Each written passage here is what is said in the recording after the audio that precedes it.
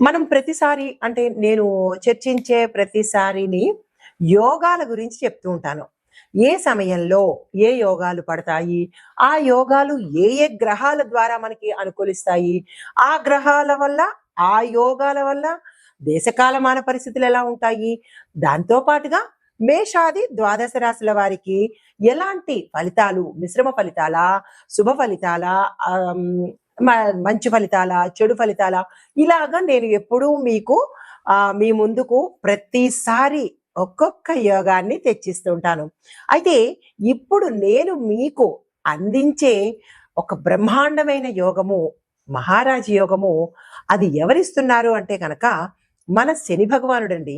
30 ఏళ్ల తర్వాత జూలైలో 2025 జూలై 13వ తారీఖు నుంచి శని భగవానుడు మనకి ఇబ్బంది పెట్టడమే కాదు, దానితో పాటు మనకి మహారాజ యోగాలను కూడా కలగజేస్తాడు అనమాట. అయితే ఈసారి ఈ సంవత్సరము 25లో జూలై నెలలో మనకి శని భగవానుడు ఇచ్చే అపురూపమైన మహారాజ యోగము పట్టబోతోంది. అయితే ఇది ఎక్కడ ఎలా పడుతోంది అనే వివరంలోకి వెడితే కనుక శని తిరోగమనంలో అంటే రిట్రోగ్రేట్ అవుతున్నప్పుడు ఆ ఏర్పడే ఈ అరుదైన రాజయోగము.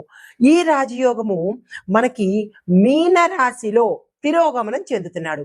ఎప్పుడైతే ఈ మీనరాశిలో తిరోగమనం చెందుతున్నాడో ఇదే సమయంలో మనకి శని చతుర్దృష్టి మనకి ఏ రాశి మీద పడుతోంది అంటే మిథున రాశి మీద, బృహస్పతి మీద పడుతోంది. అంటే మిథున రాశిలో అప్పటికే బృహస్పతి ఉండడం వల్ల ఆ శని భగవానుడి యొక్క దృష్టి, ఆ చతుర్దృష్టి ఈ బృహస్పతి మీద పడుతోంది. అయితే దీనితో పాటు ఇదే సమయంలో రాహు కుజులు షడష్టక యోగంలో ఉన్నారు. మనకి జూన్లో మొదలైంది కదా షడష్టకము. ఆ షడష్టక యోగం ఇప్పుడు కంటిన్యూ అవుతోంది. అది కూడా ఒక అరుదైన రాజయోగం అన్నమాట. అయితే ఈ శని బృహస్పతి దృష్టి యొక్క సంయోగంతో రాజయోగాత్మక పరిణామాలను ఇస్తోంది. ఇన్ని మంచి గ్రహాలు ఈ సమయంలో మనకి శుభ ఫలితాలను ఇచ్చేందుకు ఏర్పాటవుతోంది. అయితే ఎవరెవరికి శుభ ఫలితాలు ఎలా ఉండబోతోంది అంటే కనుక ఇది ఒకసారి మీకు గతంలో చూసుకున్నట్టయితే 1995, 96 ఆ సమయంలో ఇలాంటి శని భగవానుడు ఇచ్చే ఒక అరుదైన మహారాజ యోగం ఏర్పడింది. మళ్ళా 30 సంవత్సరాలకి మనకి జూలై నెలలో ఏర్పడబోతోంది. అయితే ఈ ఏర్పడడానికి మనకి దేశకాలమాన పరిస్థితులు ఒక నేను ఎప్పుడూ ప్రస్తావిస్తూ ఉంటాను. ఒక మనుషులకి రాసులకే కాకుండా దేశకాలమాన పరిస్థితుల్లోనూ దేశ రక్షణ విభాగము, రాజకీయ విభాగము, ఇలా ఆర్థిక విభాగము, న్యాయ విభాగము, ఇలా ప్రతి ఒక్క అంశంలోనూ కూడా ఈ యొక్క గ్రహాల యొక్క ఫలితాలను మనం తెలుసుకుంటూ ఉంటాము. ఆ గ్రహాల ఫలితాలే ఒక్కొక్కసారి మనకి దేశం మీద, రక్షణ వ్యవస్థ మీద ఇలాగా ప్రమాదాలు, అదృష్టాలు ఇలాంటి వాటి మీద కూడా పడుతూ ఉంటుందన్నమాట. అయితే ఇలాగ పడడం వల్ల కొన్ని కొన్ని గ్రహస్థితులు మీకు ఇప్పుడు సవివరంగా తెలియజేస్తాను. ఒకటి శని గ్రహము మనకి మీనంలో తిరోగమనంలో జరుగుతోంది. అయితే దీని యొక్క ఫలితం ఎలా ఉంటుంది అంటే కనుక విశేషమైన ఫలితము ధర్మము, త్యాగము, సేవా ధోరణిలో ఉండబోతోంది. తర్వాత బృహస్పతి మిథున స్థానంలో అంటే మిథునంలో ఉన్నాడు. దీనివల్ల ఏంటంటే జ్ఞానము అంటే ప్రతి ఒక్కళ్ళకి ఇంటెలిజెన్స్, నాలెడ్జ్, జ్ఞానంతో పాటు కమ్యూనికేషను, విద్యా వ్యవస్థను వృద్ధి చేసేందుకు ఉపయోగపడుతోంది. దీంతో పాటు కుజరాహులు అంటే రాహు కుజ గ్రహాలు షడష్టకంలో కర్కాటక కుంభంలో ఉన్నారనమాట. అయితే వీరిచ్చే ఫలితాలు ఎలా ఉంటున్నాయి అంటే కనుక ఆందోళనగాను, తర్వాత అస్థిరత్వంగాను ఉండబోతోంది. అంటే ఈ వీరి యొక్క ఫలితాలు ఒక్కొక్క దానికి ఒక్కొక్కలా ఉంటాయి.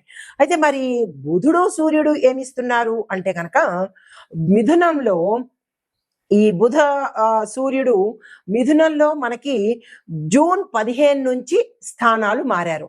అయితే ఈ మారడం వల్ల రాజకీయంలో ఎక్కువగా కొంత జోక్యం కలగజేసుకోవడము, రాజకీయంలో ఒక స్థిరత్వం లేకపోవడము ఇలాంటివన్నీ గోచరిస్తున్నాయి. ఇది గ్రహాల యొక్క స్థిరత వాటి ఇచ్చే విశేషము. అయితే మరి దేశకాల సామాజిక పరిస్థితుల గురించి ఎలా ఉండబోతున్నాయి అంటే కనుక ముందుగా రాజకీయ మార్పులు ఎలా ఉండబోతున్నాయి చూద్దాము. అయితే ఇవి పంచాంగ పరంగా చెప్పేవే, తరువాత పంచాంగ శాస్త్రం జ్యోతిష శాస్త్ర పరంగా చెప్పేవే తప్ప ఏదో ఊహించి కల్పించినవి మాత్రము కాదు, గమనించగలిగినది.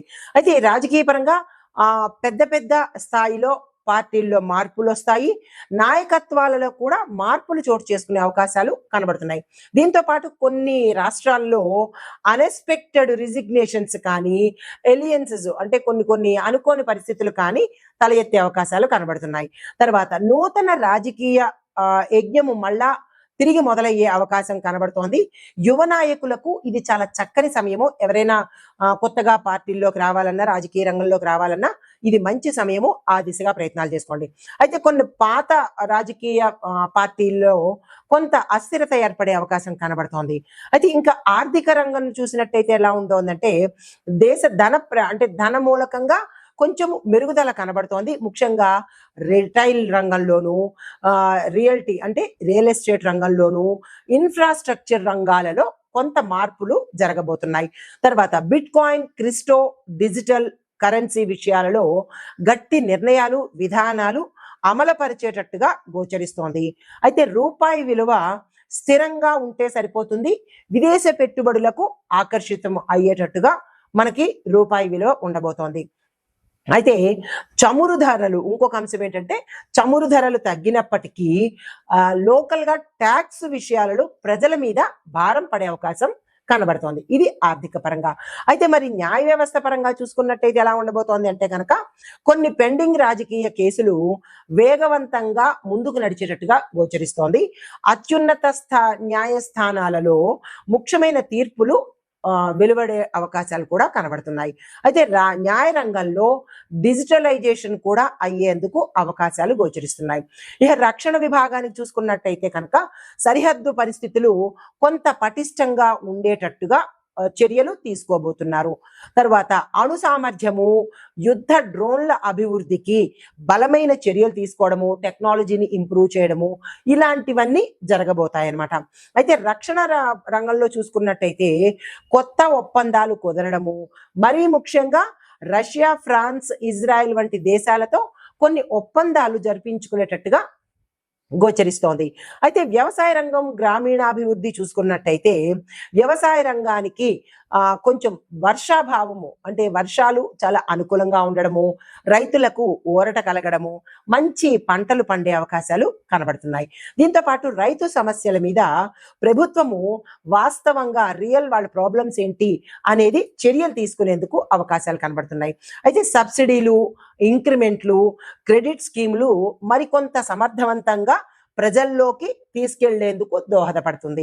తర్వాత సామాజిక పరంగా చూసుకున్నట్టయితే చట్ట శాసనాలు అంటే చట్టానికి కొంత వ్యతిరేక దిశగా వెళ్ళడమో, కొంత ఉద్రిక్తత అవ్వడమో, ప్రజలకు ఇష్టం లేకపోవడమో, ఇలాంటి చర్యలు సామాజిక పరంగా జరిగేందుకు అవకాశాలు కనబడుతున్నాయి. అయితే దీంతో పాటు దేశభక్తి యువతలో కూడా పెరిగే అవకాశాలు కనబడుతున్నాయి. అయితే దీనితో లక్కీ రాశులు అంటే ఈ శని యొక్క మహారాజ యోగంలో ఏ రాశులకు మనకి అభివృద్ధి కనబడుతోంది అంటే కనుక వృషభ రాశి వారికి, తరువాత కర్కాటక రాశి వారికి, కన్య, ధనస్సు, కుంభ, ఈ 5 రాశుల వాళ్ళకి విశేషమైన ఫలితాలు ఇస్తున్నాయి. అయితే ముందుగా వృషభ రాశి వారికి ఎలాంటి అంశము అంటే కనుక ధనము విపరీతంగా రావడము, ఆకస్మిక ధనము, ధనానికి సంబంధించినటువంటి వృద్ధి కనబడుతోంది. స్థిర చరాస్తులు కూడా వీళ్ళు వృద్ధి చేసుకుంటారు. తరువాత కర్కాటక రాశి వారికి ఏ అంశంలో అంటే అన్ని రాశుల వాళ్ళకి ఒకే అంశంలో ఉండదు. ఒక్కొక్క రాశి వారికి ఒక్కొక్క స్థానాన్ని బట్టి ఆ స్థానాల యొక్క అభివృద్ధి గోచరిస్తుంది. ఇప్పుడు కర్కాటక రాశి వారికి చూసుకున్నట్టయితే ఈ రాశిలో ఉండే వారికి రాజకీయ పరంగా మంచిగా జరిగే అవకాశం ఉంది. ఆధ్యాత్మిక పరంగా అభివృద్ధి కనబడుతోంది. అయితే కన్యా రాశి వారికి చూసుకున్నట్టయితే ఉద్యోగస్తులకు మంచి మంచి అభివృద్ధి కనబడము, ఉద్యోగంలో ఉండే వారికి విశేషమైన ఫలితాలు కనబడుతున్నాయి. బుద్ధి వికాసము అంటే వీళ్ళు మరింత స్మార్ట్ గా వర్క్ చేసేందుకు కనబడుతోంది. ధనుసు రాశి వాళ్ళకి చూసుకున్నట్టయితే ఈ ధనుసు రాశిలో ఉద్యోగస్తులు, వ్యాపారస్తులు ఉన్నట్టయితే కనుక వాళ్ళకి మంచి లాభాలు వచ్చే అవకాశము, పెట్టుబడుల మీద ధనం వచ్చే అవకాశము కనబడుతోంది. దీంతో పాటుగా విదేశాలు వెళ్ళి అక్కడ స్థిరపడ్డమో లేదా విదేశాలు వెళ్ళడానికి సంబంధించినటువంటి ప్రయత్నాలు ఫలించే అవకాశాలు కనబడుతున్నాయి. తర్వాత కుంభరాశి వాళ్ళకి చూసుకున్నట్టయితే కనుక టెక్నికల్ పరంగాను, టెక్నాలజీ పరంగాను, తర్వాత కొత్త కొత్తవి ఏవైనా వీళ్ళు ఆవిష్కరించాలంటే ఇన్నోవేటివ్గా ఉండాలన్నా, ఎంటర్‌ప్రెన్యూర్‌లో ఉండాలన్నా, స్టార్టప్ కంపెనీలు స్టార్ట్ చేసుకోవాలన్నా, వ్యాపార పరంగాను ఇలా ఈ రాశిలో ఉండే వారికి ఈ పరంగా కలిసి వచ్చే అవకాశాలు కనబడుతోంది. అయితే ఓవరాల్‌గా ఈ 5 రాశుల వారికి విశేషమైన ఫలితాలు ఇవ్వబోతున్నాడు మన శని మహారాజు. అయితే జాగ్రత్తగా ఉండవలసిన రాశులు ఏంటంటే మేషము, మిథునము, తుల, మీనము. ఈ 4 రాశుల వాళ్ళు చాలా చాలా చాలా జాగ్రత్తగా ఉండాలి. అయితే ఏ అంశంలో జాగ్రత్తగా ఉండాలనేది కూడా ఇక్కడ మీకు వివరిస్తాను. గోచార రీత్యా మీరు జాగ్రత్తలు తప్పనిసరిగా తీసుకోండి. మేషరాశి వారికి కుటుంబాల్లో సమస్యలు ఎక్కువగా వచ్చే అవకాశాలు కనబడుతున్నాయి. దానికి సంబంధించిన జాగ్రత్తలు తీసుకోండి.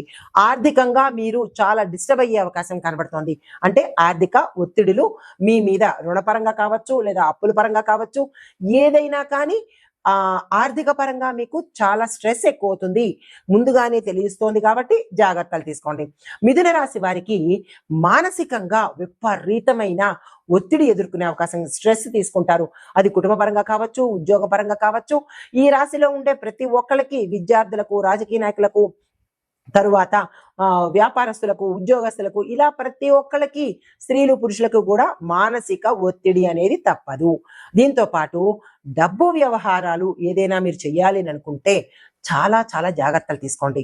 ఎందుకంటే ధన నష్టము, చోర భయము ఎక్కువగా కనబడుతున్నాయి. స్కాముల్లో ఇరుక్కోవడం కానీ, అంటే ఇప్పుడు ఇంటర్నెట్లో చేస్తూ ఉంటారు కదా, ఫోన్పేలు, జీపేలు, వాటిల్లో మీరు మోసపోవడము, ఆన్లైన్ స్కాములు జరగడము, ఇలాగ ఏదో ఒక ద్వారా మీరు ధనాన్ని నష్టపోయే అవకాశం కనబడుతోంది.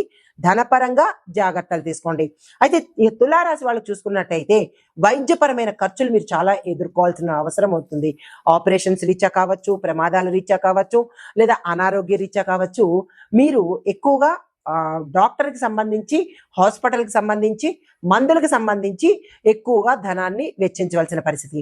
భావోద్వేగాలు మీరు చాలా నియంత్రించుకోవాలి. ఈ సమయంలో అస్సలు బాగాలేదు. ఉద్రేకాలకు కానీ, కోపాలకు కానీ, ఆవేశాలకు కానీ ఇలాంటి వాటికి వెళ్ళే ప్రయత్నం చేయకండి. ఇక మీనరాశి వారికి చూసుకున్నట్టయితే శని భగవానుడు మీ రాశిలోనే తిరోగమనం చేస్తున్నాడు. ఎప్పుడైతే మీ రాశిలోనే తిరోగమనం చేస్తున్నాడు అంటే కనుక మీరు విమర్శలకు గురయ్యే అవకాశం కనబడుతోంది.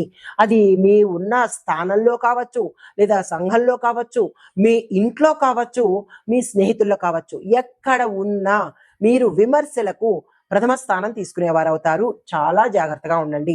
అయితే కోల్పోయిన అవకాశాలు ఏవైనా ఉంటే కనుక అవి తిరిగి మళ్ళా మీ దగ్గరికి వచ్చే అవకాశం కనబడుతోంది. వాటిని అందుకునే ప్రయత్నం చేయండి. అయితే లాభపడే రాశులు చెప్పాను. ఇప్పుడు జాగ్రత్తగా ఉండవలసిన రాశులను కూడా, ఏ అంశంలో జాగ్రత్తగా ఉండాలో కూడా మీకు సవివరంగా తెలియచేశాను.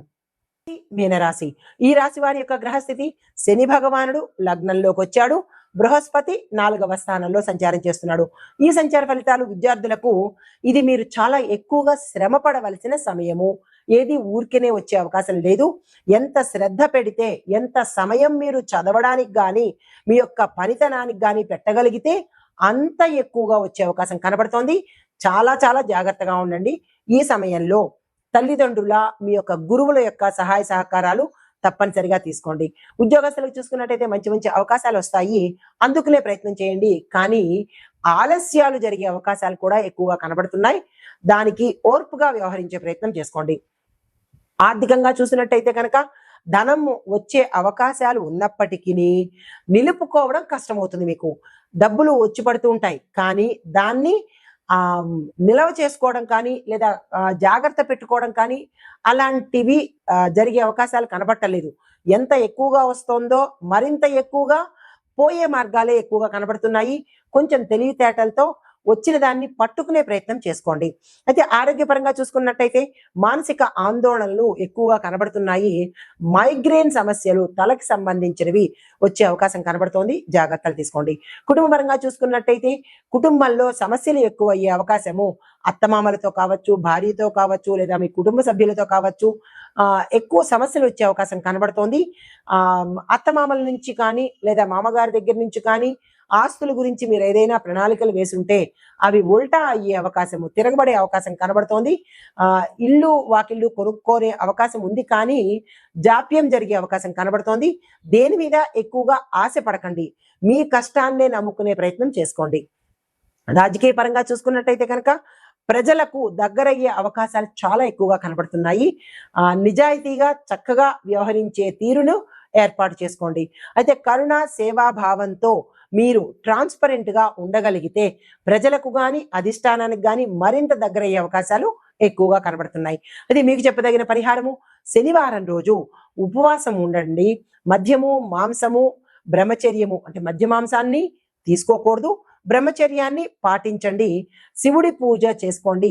సాయంత్రం అంటే స్నానానంతరము, అంటే ఉదయం స్నానం చేసిన వెంటనే నీలిరంగు కానీ నలుపు రంగు వస్త్రాన్ని ధరించే ప్రయత్నం చేసుకోండి. నమస్తే.